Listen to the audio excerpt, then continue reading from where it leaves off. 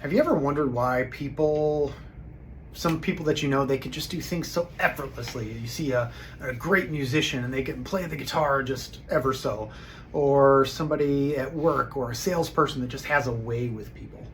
Or you see the mom that can juggle 5 kids all at once, and the dad who, if he has to change a diaper, has no idea what to do. Well, that's what we're here to talk about today, is how to actually get that in your life. And it all starts with mastery.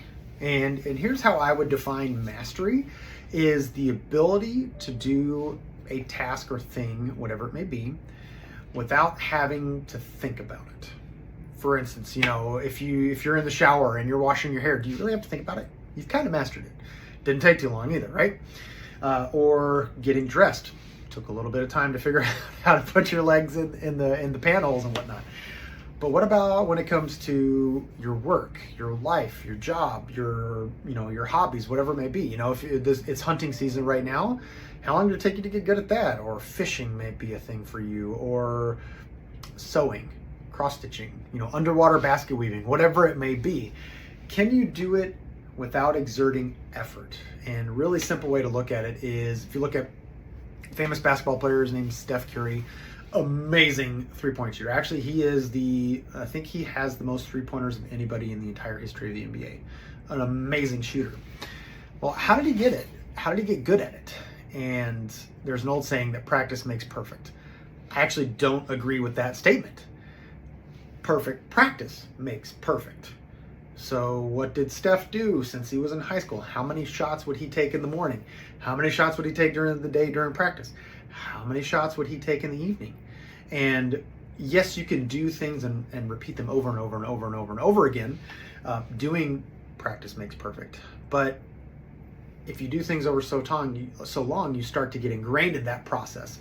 And if you're doing it wrong and you're not getting the result you want to get, that's going to stay ingrained with you for a very long time until you start doing the perfect practice.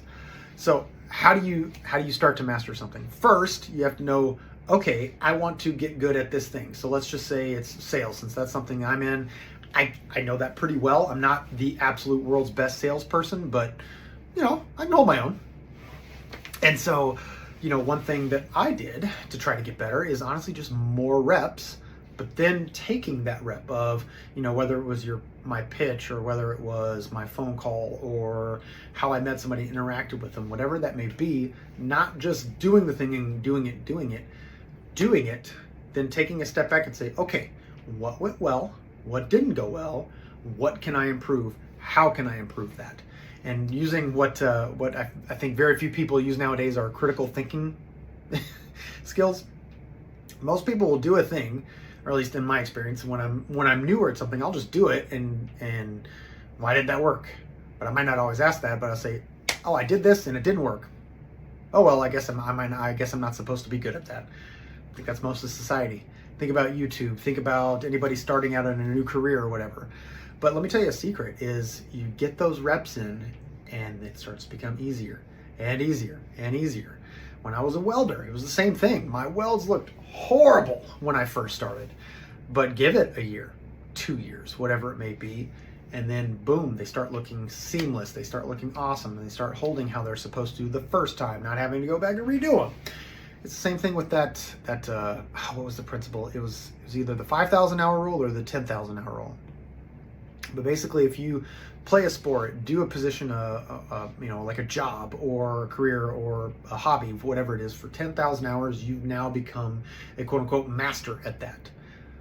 Well, you start doing that perfect practice, you start getting that level of mastery that you're looking for. It's not going to come right away. Some people are naturally gifted at something and they just flow right into it. Man, it worked out the first time that I tried it. And those are the people that you want to punch in the face, because you're over here working for 2 years trying to get, half as good as they were on the first try. That's going to be some people. Be okay with it. Are you in a race with them, or are you just in the race or to get better, to master whatever it is that your craft is? Think about the actors and all those people that spend years trying to perfect their craft of acting, pretending to be somebody else. Some people practice 10 years and you're like, I ain't never watching a movie you made. Or same thing with musicians. They might have practiced for a decade. And a good friend of mine, his name is Jason, he said this, and I think this might help you guys just to understand the process. Let's say we've got a scale of -10, +10. And everybody starts out somewhere on this scale, right? So let's say in playing the guitar, you start out at a 5 because you've got your hands are ambidextrous, you've got good hand-eye coordination and whatnot. So you start at a 5, so you work for a year and you get to be a 7. That's really good. But what if you start all the way at a -3, or a -5, and after a year you're at -2? Well, you still are going to feel like you suck, but know the reality of it.